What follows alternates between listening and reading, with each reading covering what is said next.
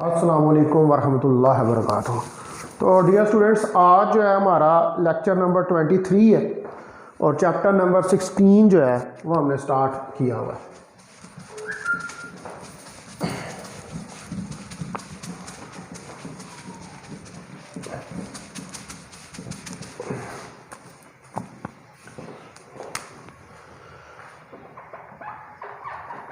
Lecture number 23, ठीक है, M2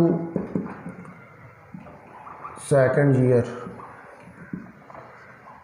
physics. आज हमारे पास डेट है 22/12/2020 और चैप्टर नंबर 16 जो है वो हमने स्टार्ट किया हुआ है। कल मैंने जो है वो यूट्यूब पे आपने देख लिया होगा, मैंने जो है वो पढ़ा दिया था RLC सीरीज़ पैरेलल सर्किट जो है उसको मैंने पढ़ा दिया। आप जब लोग जूम से गए हैं तो उसके बाद मैंने वो उसको डिस्कस कर लिया था। तो आज मैंने जो है अब RLC पैरेलल सर्किट जो है उसको डिस्कस करना है। RLC कल मैंने सीरीज़ सर्किट पे एंड किया था, आज मैंने जो है वो RLC पैरेलल सर्किट जो है उसको डिस्कस करना है। RLC पैरेलल सर्किट, ये RLC पैरेलल सर्किट जो होता है ये भी हमारे पास जो है ये रेजोनेंट सर्किट ही होता है, ठीक है। लेकिन इसके करैक्टरिस्टिक्स जो हैं वो ज़रा डिफरेंट होते हैं जो हमारे पास करैक्टरिस्टिक्स हैं सीरीज सर्किट के। पहली बात तो यह है कि इसको समझने के लिए आप देखें कि हमारे पास उनमें चीज़ें क्या होती हैं कि एक AC सोर्स है, उस AC सोर्स के साथ एक इंडक्टर, एक रेजिस्टेंस लगी हुई है और उसके साथ पैरेलल के अंदर एक कैपेसिटर जो है वो लगा हुआ है। ये कैपेसिटर है, ये इंडक्टर है और ये रेजिस्टेंस है और ये AC सोर्स है जिससे वोल्टेज V जो है वो आप दे रहे हैं। तो ये जो सारा सर्किट है ये वाला, ये क्या है, ये RLC पैरेलल सर्किट है। इसको हम RLC पैरेलल सर्किट का नाम जो है वो देते हैं, ठीक है। तो अब आप देखें कि हमने इस सर्किट की जो इम्पीडेंस है उसको कैलकुलेट करके देखना है। तो ये जो पैरेलल रेजोनेंट सर्किट है इसके साथ हमने अल्टरनेटिंग सोर्स लगाई है। वो अल्टरनेटिंग सोर्स जो है वो वोल्टेज प्रोवाइड करेगी, कैपेसिटर के अंदर करंट जो है वो लीड करेगी, ठीक है, और इंडक्टर के अंदर करंट जो है वो लैग करेगी और रेजिस्टेंस के अंदर जाकर करंट और वोल्टेज जो है वो इन फेज होंगे, ठीक है। यानी कि हमारे पास इसकी भी जो इम्पीडेंस डायग्राम है वो वही वाली बनेगी जो सीरीज वाले केस में हमारे पास बनी थी। आप देखें कि ये हमारे पास डायग्राम, ये R है, ये XL है और ये XC है, ठीक है। तो ये XL और XC तो अपने आप को कैंसिल कर देंगे किसी पॉइंट के ऊपर आकर, और ये XL और XC जो है ये रेजोनेंस फ्रिक्वेंसी के ऊपर ये क्या करेंगे, ये एक दूसरे के बराबर हो जाएंगे। XL is equal to XC। ये क्या होती है, this is the condition of resonance. ये जो है ये हमारे पास रेजोनेंस की जो है वो कंडीशन होती है, ठीक है। और हमें पता है कि XL जो है वो हमारे पास ओमेगा L के बराबर है और XC जो है वो 1 ओमेगा C के बराबर है। ये वैल्यू इसमें पुट करें तो ओमेगा L 1 ओमेगा C, तो ओमेगा स्क्वेयर 1 LC और ओमेगा 1 LC अंडर रूट के बराबर। ये हमारे पास रेजोनेंस फ्रिक्वेंसी निकल आई। तो ओमेगा क्या होता है 2πf के, तो 2πf is equal to 1 LC under root और FR 1/2πLC अंडर रूट। ये हमारे पास रेजोनेंस फ्रीक्वेंसी निकल आई किसके लिए, RLC पैरेलल सर्किट के लिए।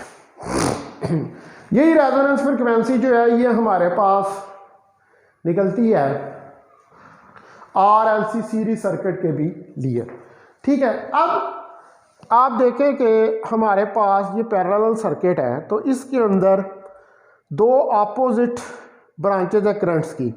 जो इक्वल और अपोजिट है, हेंस वो जो अपोजिट ब्रांचेज हैं करंट्स की they will cancel out each other, और करंट सप्लाई जो है वो ज़ीरो हो जाएगी। यानी कि इसमें वहाँ पर तो था कि सीरीज़ के अंदर करंट जा रही थी, ऐसा एक ही करंट जो है वो मुख्तलिफ कंपोनेंट्स में से पास करती थी, लेकिन यहाँ पर एक पार्ट जो है वो इंडक्टर और रेजिस्टेंस में से गुजरेगा और एक पार्ट कैपेसिटर में से गुजरेगा करंट का। तो अब इंडक्टर और जो रेजिस्टेंस के अंदर से पार्ट गुजर रहा है करंट का वो, और जो कैपेसिटर के अंदर से पार्ट गुजर रहा है करंट का, वो एक दूसरे की अपोजिट डायरेक्शन में होंगे। तो जब वो एक दूसरे के अपोजिट डायरेक्शन में होंगे तो वो एक दूसरे के इफेक्ट को कैंसिल कर देंगे और जो करंट गुजर रही होगी सर्किट के अंदर से वो ऑलमोस्ट इक्वल टू ज़ीरो हो जाएगी।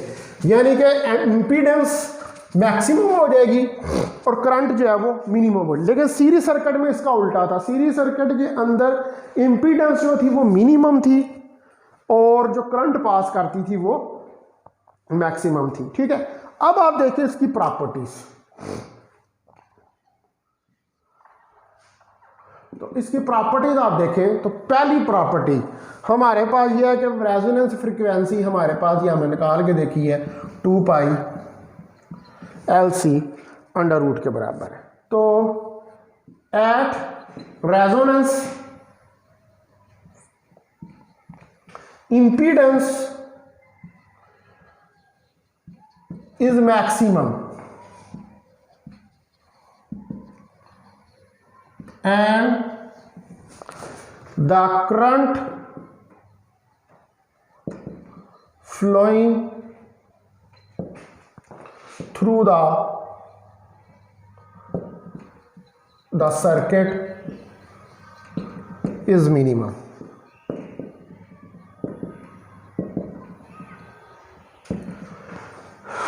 और जो करंट फ्लो कर रही है थ्रू द सर्किट वो क्या होगी, वो मिनिमम होगी। ये दूसरी प्रॉपर्टी है। इम्पीडेंस मैक्सिमम, RLC पैरेलल के अंदर इम्पीडेंस यानी कि रेजिस्टेंस जो है वो मैक्सिमम हो जाती है। यानी कि ये हमारे पास रेजिस्टिव सर्किट जो है वो बन जाता है। अब आप देखेंगे यहाँ पर मैं अगर इसका ग्राफ जो है उसको प्लॉट करूं तो ये हमारे पास ग्राफ जो है ये आता है। तो ये ग्राफ आप देखें कि ये हमारे पास ये मिनिमम होती है, ये रेजोनेंस है फ्रीक्वेंसी, और यहाँ पर ये करंट है। अब आप देखें कि मैक्सिमम से करंट मिनिमम की तरफ आती है, यानी कि करंट कम हो जाती है रेजोनेंस फ्रीक्वेंसी के ऊपर आकर, और उसके बाद फिर दोबारा जो है वो बढ़ना शुरू करती है। ठीक है, तो इसका थर्ड पॉइंट जो है वो थर्ड पॉइंट क्या है कि at resonance current is minimum at FR current is I almost goes to zero. Current जो है वो ज़ीरो के बराबर होती है। ठीक है, और power factor cause of theta जो है इज इक्वल टू 1 के बराबर होता है। आप देखें कि P is equal to VI cos of theta. तो cos of theta P over VI, ये कॉज ऑफ थीटा है। तो थीटा अगर 0 डिग्री हो तो कॉस 0 डिग्री 1 के बराबर, तो 1 P ओवर VI, यानी कि पावर फैक्टर जो है वो कॉस ऑफ थीटा 1 के बराबर होगा इस केस के अंदर भी, क्योंकि आपके पास सिर्फ पावर की जो डेसिपेशन है वो किसकी वजह से होगी, वो सिर्फ रेजिस्टेंस की वजह से होगी। अच्छा, उसके बाद इसका चौथा पॉइंट,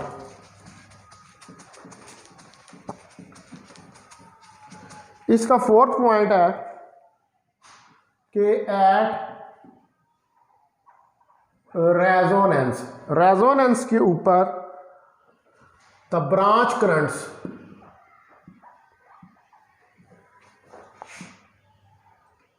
जो ब्रांच करंट्स हैं हमारे पास IL और IC I L is greater than I और I C is greater than I जो है वो सोर्स करंट है, आई एल और आई सी। आई एल वो करंट है जो इंडक्टर में से पास कर रही है और आई सी जो है ये वो करंट है जो कि कैपेसिटर में से पास कर रही है। तो वह कहता है रेजोनेंस के ऊपर ये पॉसिबिलिटी हो सकती है कि जो करंट इंडक्टर में से गुजर रही है और जो करंट हमारे पास कैपेसिटर में से गुजर रही है वो बढ़ जाए, क्योंकि रेजोनेंस के ऊपर आपको पता है कि मैक्सिमम करंट जो होती है वो किसी भी कंपोनेंट के अंदर से पास करती है और वैसे भी करंट जो है वो डिवाइड हो गई है। तो इसलिए जो कंपोनेंट्स इंडक्टर और कैपेसिटर में से करंट गुजर रही है वो सोर्स करंट जो है उससे ज़्यादा होगी, क्योंकि सोर्स करंट जो है वो आई एल, आई सी और आई आर के अंदर डिवाइड हो गई है। ठीक है जी। तो ये हमारे पास R L C parallel circuit. अब उसके बाद नेक्स्ट हमने जो चीज़ डिस्कस करनी है वो हमने करना है 3 फेज एसी सप्लाई। ये जो घरों में नहीं लगे होते हैं 3 फेज मीटर्स, ठीक है, 3 फेज, एक होता 1 फेज मीटर, एक होता 3 फेज एसी सप्लाई। अब हमने समझना है कि ये एक्चुअली वर्क किस तरह से करता है। तो आपको ये पता है कि हमारे पास जो एसी जनरेटर होता है उसके अंदर सिंगल कॉइल होती है और वो जो सिंगल कॉइल है वो एक्सटर्नल मैग्नेटिक फील्ड के अंदर रोटेट करती है और जब वो एक्सटर्नल मैग्नेटिक फील्ड के अंदर रोटेट करती है तो मैग्नेटिक फ्लक्स चेंज होता है और मैग्नेटिक फ्लक्स के चेंज होने की वजह से एक इंड्यूस्ड ईएमएफ जो है वो पैदा होती है और उसकी वजह से आउटपुट के ऊपर आपको इंड्यूस्ड करंट जो है वो मिलती है। ठीक है, इसमें जो सिंगल कॉइल होती है वो कनेक्टेड होती है स्लिप रिंग्स के साथ। तो ये जो हमारे पास जनरेटर है इसको हम कहते हैं सिंगल फेज एसी जनरेटर। ठीक है, वो जनरेटर के जो कंसिस्ट करे सिंगल कॉइल। ठीक है, AC generator single phase AC generator क्या कि उसके अंदर सिंगल कॉइल हो, सिंगल फेज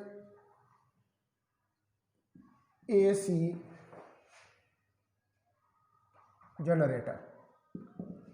तो सिंगल फेज एसी जनरेटर जो है नंबर 1, इसमें सिंगल हमारे पास coil, number 2 pair of slip rings हो। ठीक है, और ये कॉइल जो है ये रोटेट करेगी, coil rotates in the external magnetic field और कॉइल जो है आपकी एक्सटर्नल मैग्नेटिक फील्ड में रोटेट करेगी। ये क्या है, ये हमारे पास सिंगल फेज एसी जनरेटर है। इसमें एक ही कॉइल है, एक ही पेयर है रिंग्स का, एक ही मैग्नेटिक है, उसके अंदर करेगा तो हमारे पास जो है वो इंड्यूस्ड ईएमएफ जो है वो प्रोड्यूस होगी। लेकिन अगर हम चाहते हैं कि 3 फेज एसी सप्लाई हो, ये जो सिंगल फेज है, तो अगर 3 फेज एसी सप्लाई हो तो 3 फेज एसी सप्लाई के अंदर हमें 3 कॉइल्स चाहिए और 3 पेयर्स ऑफ स्लिप रिंग्स चाहिए। ठीक है, 3 फेज एसी जनरेटर या सप्लाई, जनरेटर ही सप्लाई करता है एसी को। तो इसके अंदर हमें 3 coils, number 2 3 pairs of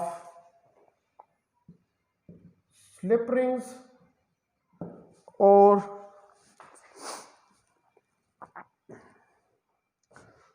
her जो है वो ईच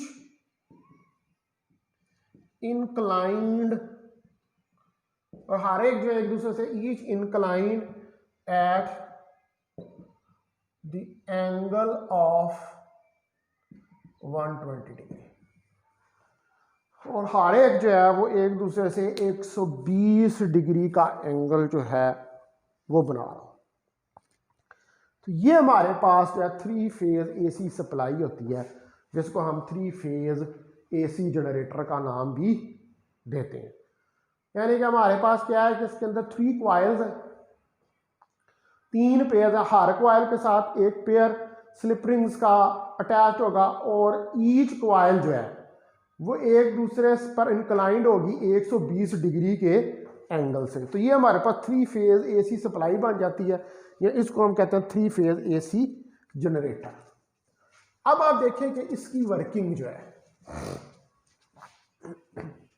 हमारे पास 3 फेज, ठीक है, हमारे पास किस तरह आते हैं। फेज का मतलब ये है कि जो आपके पास करंट आ रही है या जो वोल्टेज आ रहा है उसके फेज में एक दूसरे से डिफरेंस है। तो 3 फेजेस, तो 3 फेजेस जो हैं जब क्वाइल्स रोटेट करती हैं मैग्नेटिक फील्ड में, तो 3 अल्टरनेटिंग वोल्टेजेस जो हैं वो जनरेट होते हैं, ठीक है। When coils rotate in the magnetic field, तो हमारे पास 3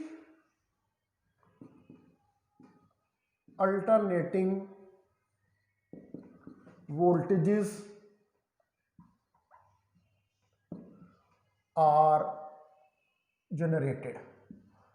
हमारे पास 3 अल्टरनेटिंग वोल्टेजेस जो हैं वो जनरेट होते हैं, और ये 3 वोल्टेज जो है इनके दरमियान फेयर डिफरेंस कितना होता है 120 डिग्री का। दीज 3 voltages has the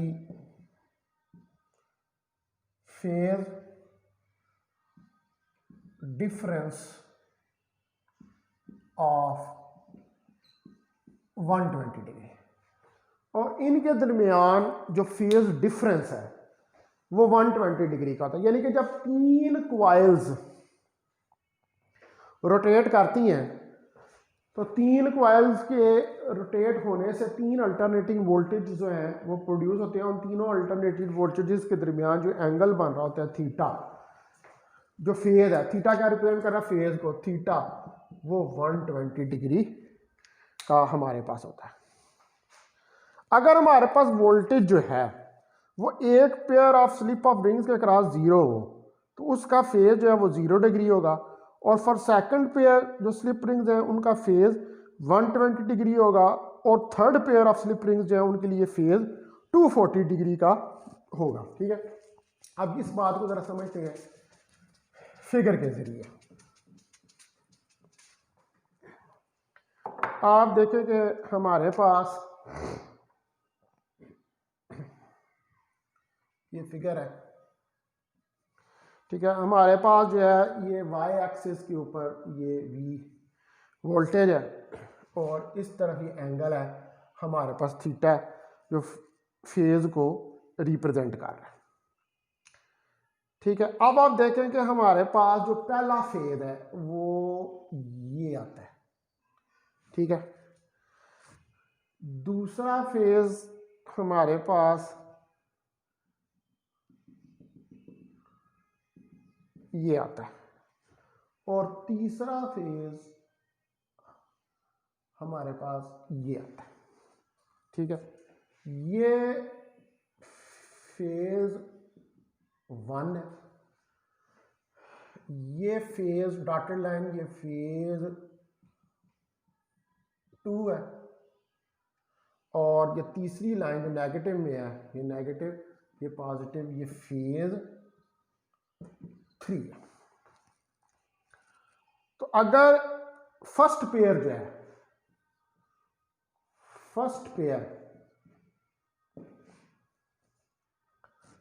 के लिए के अक्रॉस वोल्टेज जो है, फर्स्ट पेयर के अक्रॉस जो first pair of slip rings है, first pair of slip rings, अगर इनके अक्रॉस वोल्टेज जो है दैट गोज टू 0, और उसका जो फेज है हैविंग थीटा 0 डिग्री। तो जो सेकंड पेयर है,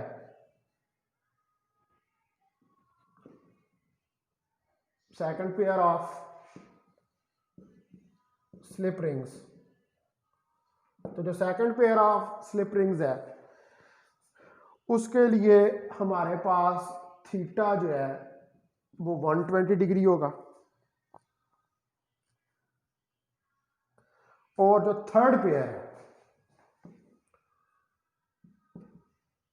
third pair of slip rings, इनके लिए थीटा 240 डिग्री होगा। तो आप देख लेंगे इनके अंदर कितना डिफरेंस आ रहा है। डिफरेंस जो है वो 120 डिग्री है, यानी कि ये तीनों फेजेस एक दूसरे से 120 डिग्री पर इंक्लाइन है। डिफरेंस कितना आ रहा है? 120 डिग्री, यानी कि इनके अंदर फेज जो है वो फेज डिफरेंस जो है वो 120 डिग्री है। तो इसको हम कहते हैं थ्री फेज। ये तीन फेज हैं और तीनों फेज जो हैं वो एक दूसरे से 120 डिग्री का एंगल जो है उसको बना रही है। अब हमने देखा है कि ये फंक्शन कैसे करता है, इसकी वर्किंग जो है वो किस तरह होती है।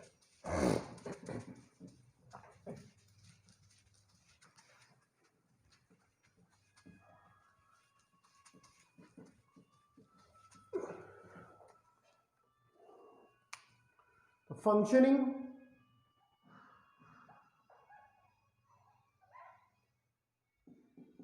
या वर्किंग जो है इसकी, थ्री फेज एसी सप्लाई की। अब हम इसके लिए पहले जो है मैं एक फिगर ड्रा करता हूं और फिर इसको इस फिगर की मदद से हम समझने की कोशिश जो है वो करते हैं।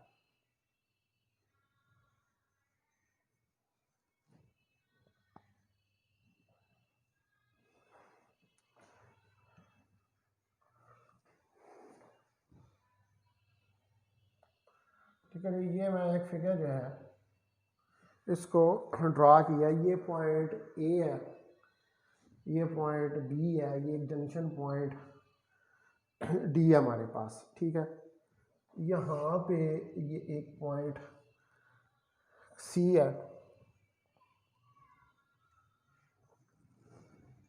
और ये पॉइंट डी जो है इसको हमने जो है वो ग्राउंड किया हुआ है। ठीक है, और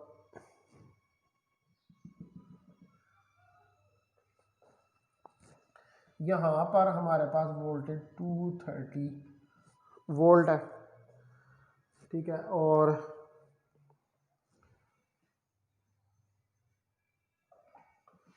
जो हमारे पास वोल्टेज है सी पॉइंट के ऊपर, ये 230 वोल्ट है, तो यहाँ भी हमारे पास 230 वोल्ट ही होगा। और इधर से अगर इस लाइन को मैं यूँ इसके साथ मिला दूँ तो यहाँ पर भी हमारे पास 230 वोल्ट जो है वो होगा। और इन दो लाइनों के दरमियान में ये हमारे पास 430 वोल्ट और इधर भी इनके दरमियान में हमारे पास 430 वोल्ट,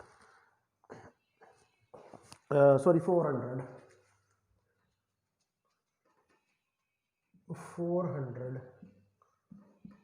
वोल्ट। ये हमारे पास जो है वो फिगर। ये तीन क्वाइल्स हैं, 1 2 3। ठीक है, तो हमारे पास चार टर्मिनल्स हैं, फोर टर्मिनल्स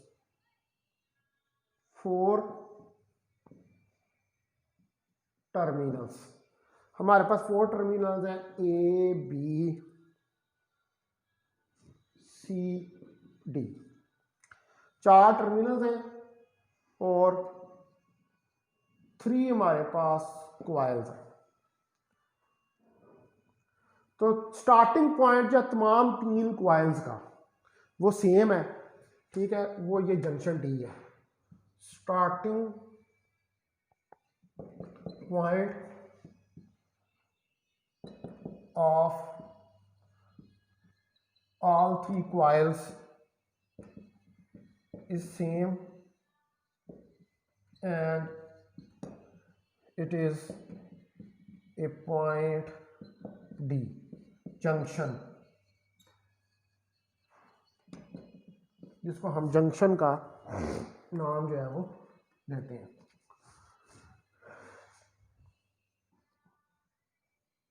ठीक है, ये पॉइंट डी जो है ये क्या है कि एज ए जंक्शन के तौर पर काम कर रहा है। इधर से एक ये क्वाइल निकल रही है, एक ये निकल, इसको कह लें क्वाइल 1, 2 और 3। ये 3 क्वाइल्स जो हैं इसके अंदर से निकल रही हैं जो कि 3 फेज एसी को फॉर्म कर रही है। ठीक है, जो कॉमन टर्मिनल डी है इसको हमने अर्थ किया हुआ है। ठीक है, ये कॉमन टर्मिनल डी जो है ये अर्थ है। Common terminal D is earth, यानी कि इसका पोटेंशियल हमने जो है वो 0 किया हुआ है। तो हमारे पास जो अगले बाकी 3 एंड्स हैं क्वाइल के वो कनेक्टेड हैं सेपरेट टर्मिनल्स ए बी और सी को ऑन द मशीन। तो वोल्टेज अक्रॉस जो है ईच लाइन जो कनेक्टेड है ए बी और सी को, और जो न्यूट्रल लाइन है वो कितने हैं, वो 230 वोल्ट है। ए बी सी और न्यूट्रल लाइन के अलॉन्ग वोल्टेज या क्रॉस वोल्टेज है वो 230 वोल्ट है। तो फेज शिफ्ट 120 डिग्री की वजह से वोल्टेज अक्रॉस एनी 2 लाइंस, तो जो फेज शिफ्ट आ रही है आपके पास 120 डिग्री की वजह से, इसकी वजह से वोल्टेज अक्रॉस एनी 2 लाइंस जो होगा वो 400 वोल्ट होगा। ठीक है, यानी कि ये 3 और ये न्यूट्रल लाइन, ठीक है, 1 2 3 और न्यूट्रल लाइन, इनका तो वोल्टेज 230 वोल्ट है, और ये 2 जो लाइंस हैं ये और ये, इनका वोल्ट जो है वो 400 वोल्ट है, क्योंकि यहां पर फेज शिफ्ट है कितनी, 120 डिग्री। तो आप देखें कि the voltage across each line which is connected to points A, B, C and neutral line is 230 volt. वो 230 वोल्ट है। तो because of phase shift of theta is equal to 120 degree, और जो फेज शिफ्ट आ रही है 120 degree की वजह से the voltage across any 2 lines is theta is V is equal to 400 volt, और यहां पर V is equal to 300 230 volt.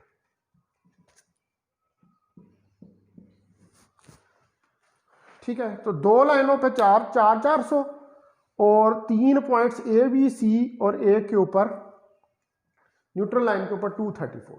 तो आप देख सकते हैं कि आसानी के साथ जो है वो इजीली हमारे पास जो है वो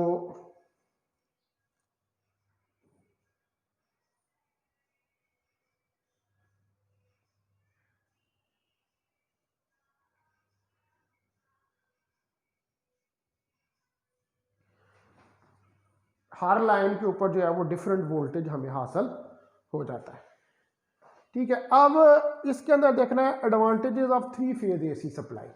अब इसके एडवांटेजेस क्या हैं, यानी कि सिंगल फेज एसी के ऊपर 3 फेज एसी सप्लाई जो है इसके एडवांटेजेस क्या हैं। तो advantage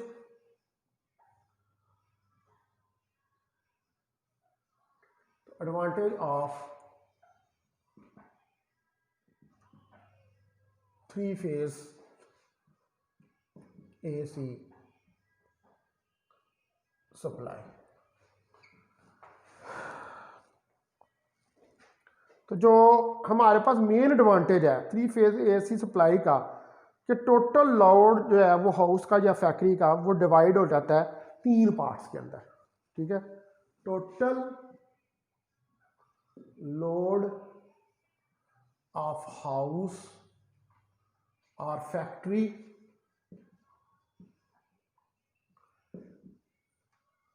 will be divided into 3 parts. तो 3 पार्ट्स के अंदर जो है वो डिवाइड हो जाता है। तो इन दिस वे हमारे पास कोई भी लाइन जो है वो ओवरलोड नहीं होती है, ठीक है। तो हमारे पास जो इक्वली जो है वो लोड जो है वो डिस्ट्रीब्यूट होता है। तो अगर हैवी लोड जो है वो कंसिस्ट कर रहा हो number of air conditioners Motors जो कि सप्लाई हम कर रहे हो सिंगल AC सप्लाई से, तो इसका वोल्टेज जो है वो likely to drop at the full load. तो इतना ज़्यादा वोल्ट आप उसके ऊपर लगा देंगे तो वो वोल्टेज जो है वो ड्रॉप हो जाएगा, वो कम हो जाएगा।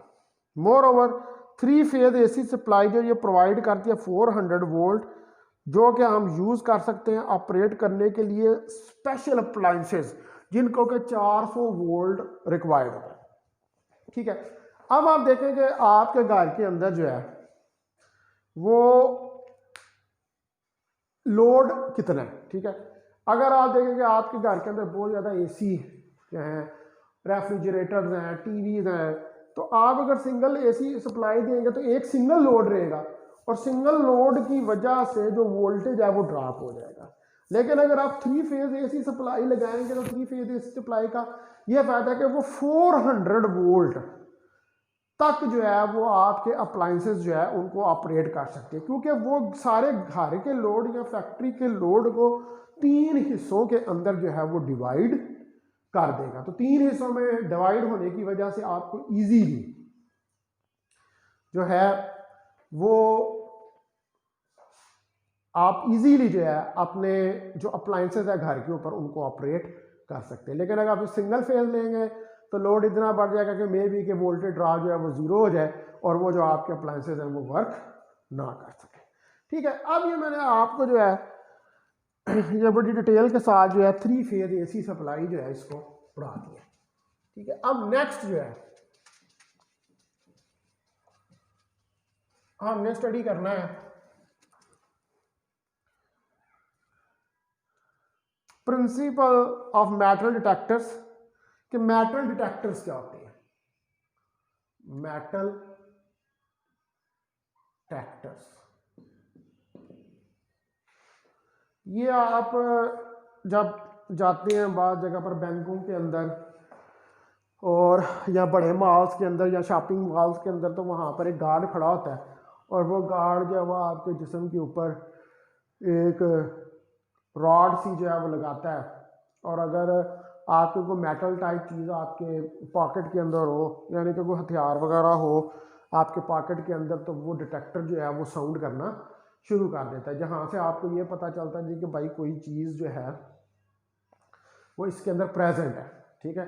कोई मेटल की कोई चीज़ जो है वो इसके अंदर प्रेजेंट है। तो इसको हम कहते हैं मेटल डिटेक्टर। मेटल डिटेक्टर्स का काम क्या होता है? मेटल डिटेक्टर्स का काम होता है मेटल्स को डिटेक्ट करना। अब हमने देखना है कि ये मेटल डिटेक्टर्स जो है ये किस प्रिंसिपल के तहत जो है ये वर्कआउट करते हैं, यानी कि किस प्रिंसिपल काम करते हैं, उनकी वर्किंग जो है वो किस तरह होती है। तो पहले प्रिंसिपल देखते हैं इसका नंबर 1 पे।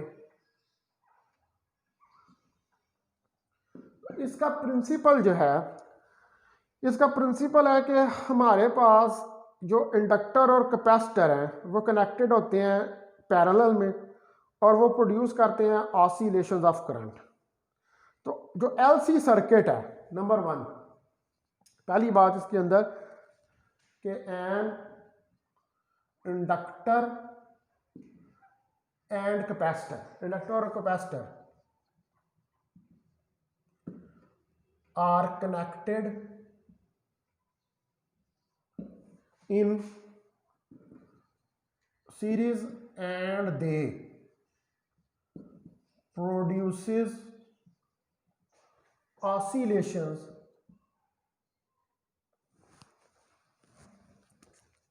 of current.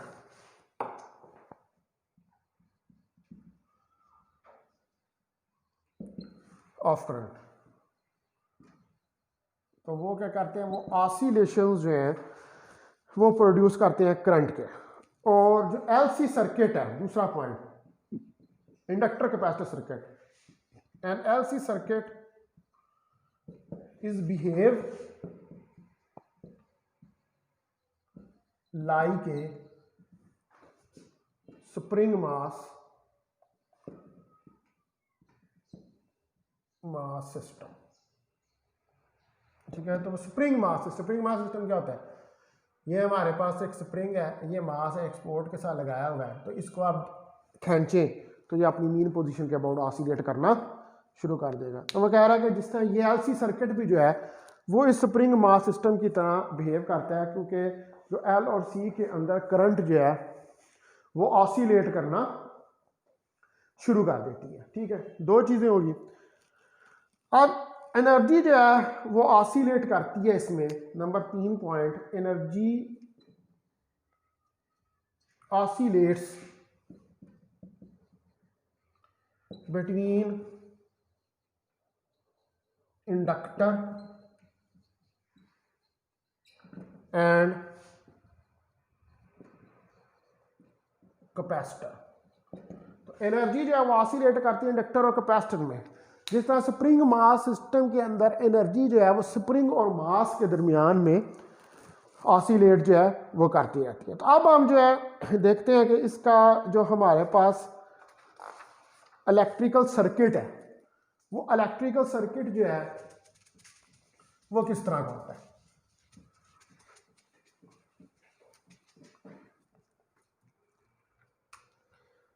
आप देखेंगे हमारे पास ये एक इंडक्टर लगा हुआ है, इसके साथ ये कैपेसिटर है, इंडक्टर या कैपेसिटर है, और यहाँ पर हमारे पास एक एडिशनल सर्किट जो है वो इधर लगा हुआ है। ये एक एडिशनल, ये उसने मेंशन नहीं किया कि ये सर्किट क्या है। ठीक है, इसको हम इतना कह दिया कि कोई एडिशनल सर्किट यहाँ पर ये लगा हुआ है, एडिशनल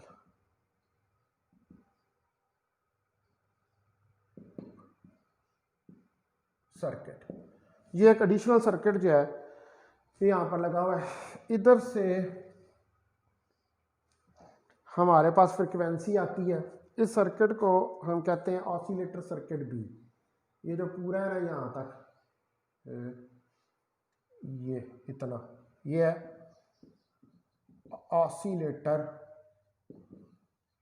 सर्किट बी। उसके बाद है हमारे पास यहाँ पर इसी तरह ऑसिलेटर सर्किट ए। ठीक है, ये भी आप देखेंगे हमारे पास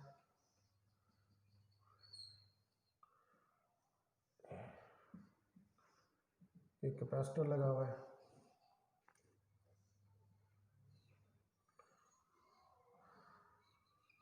ये हमारे पास जो है ऑसिलेटर सर्किट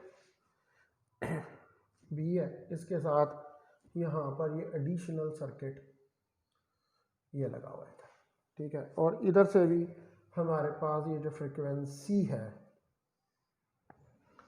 यहाँ से हमारे पास फ्रिक्वेंसी एफ बी आती है, और यहाँ पर हमारे पास फ्रिक्वेंसी ए आती है। ये ऑसिलेटर सर्किट,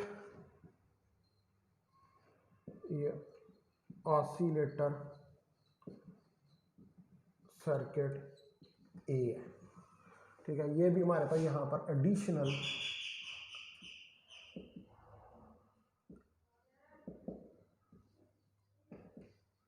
सर्किट है। ठीक है, ये हमारे पास सर्किट्स हैं, और इनसे गुजरने के बाद जो हमारे पास एक बीट फ्रिक्वेंसी एम्पलीफायर, ये एक एफ पी यहाँ से वेव आ रही है, एक यहाँ से फ्रिक्वेंसी आ रही है, तो हमारे पास बीट्स जो है वो प्रोड्यूस होगी। ये देखें, ये बीट फ्रिक्वेंसी एम्पलीफायर है। बीट्स आपने पढ़ी हुई है फर्स्ट ईयर में। बीट्स का मतलब होता है कि जो हमारे पास फ्रिक्वेंसीज के अंदर चेंज आती है, यानी कि साउंड का कम या ज़्यादा होना, ये हमारे पास ये फ्रिक्वेंसीज का difference F B minus F A जो है वो हमारे पास पहुंच रहा है स्पीकर तक। तो जब फ्रिक्वेंसी का डिफरेंस पहुंचता है स्पीकर तक, ठीक है, ये हमारे पास सर्किट बी है, ये सर्किट ए है, ठीक है। तो जो फ्रिक्वेंसी का डिफरेंस पहुंचता है आपके स्पीकर तक तो आवाज़ सुनाई देती है। तो अब हमारे पास जो मेटल डिटेक्टर है वो दो ऑसिलेटर सर्किट्स हैं ए और बी। तो in the absence of any near by metal, ठीक है, कोई भी तो इंडक्टेंस एल और एल बी जो है वो सेम होती हैं। जब कोई मेटल नहीं होती तो ये एक इंडक्टेंस एल बी और L A. In the absence, अगर कोई मेटल नहीं है, इफ नो मेटल, अगर कोई मेटल नहीं है तो एल ए बराबर है एल बी के, ठीक है।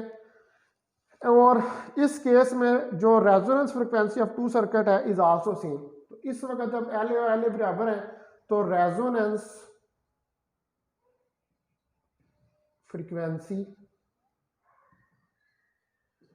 Is also same. तो रेजोनेंस फ्रीक्वेंसी जो है वो भी जो है वो हमारे पास सेम ही होगी, ठीक है।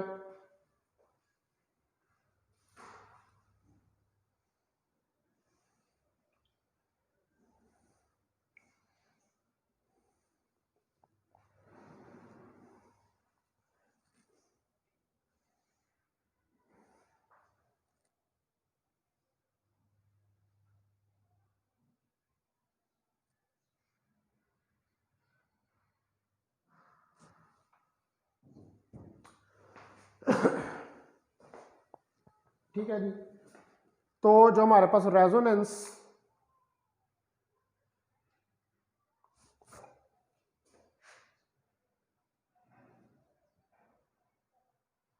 वो भी हमारे पास रेजोनेंस फ्रिक्वेंसी भी हमारे पास सेम होगी। लेकिन जब इंडक्टर बी जो है जिसको सर्च क्वाइल कहते हैं, इंडक्टर बी ये वाला, ठीक है,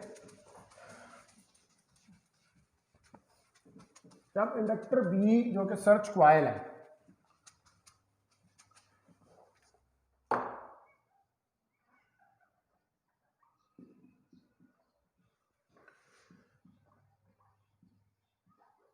सर्च क्वाइल, जो इंडक्टर बी है हमारे पास जो सर्च क्वाइल है इसके नज़दीक मेटल ऑब्जेक्ट आता है जब, तो इसकी एल बी जो है एल बी डिक्रीजेस, यानी कि इंडक्टेंस जो है सर्किट बी की वो डिक्रीज करती है और ऑसिलेटिंग फ्रिक्वेंसी जो है वो इंक्रीज करती है, इसलिए एक बीट नोट जो है वो हर्ड होता है, ठीक है।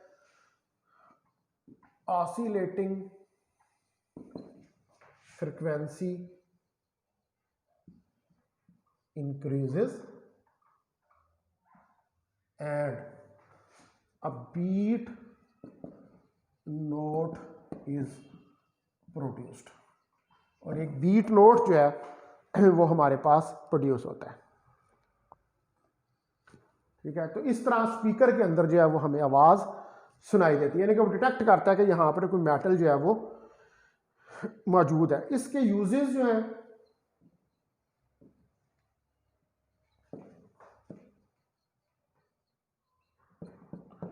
यूजेस में इसका पहला यूज जो है ये सिक्योरिटी चेक्स के लिए,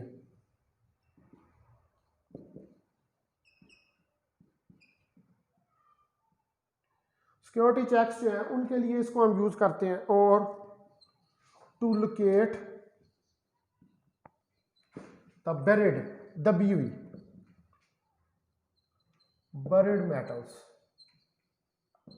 मेटल्स को लोकेट करने के लिए या बरिड ऑब्जेक्ट्स को लोकेट करने के लिए इसको हम यूज़ करते हैं। ठीक है डियर स्टूडेंट्स, तो फिर कल जो है हम नेक्स्ट अब स्टडी करेंगे शॉक क्या होती है, इलेक्ट्रोमैग्नेटिक वेव्स क्या होती हैं। अपना बहुत ख्याल रखें। अस्सलाम वालेकुम वरहमतुल्लाहि वबरकातुहू।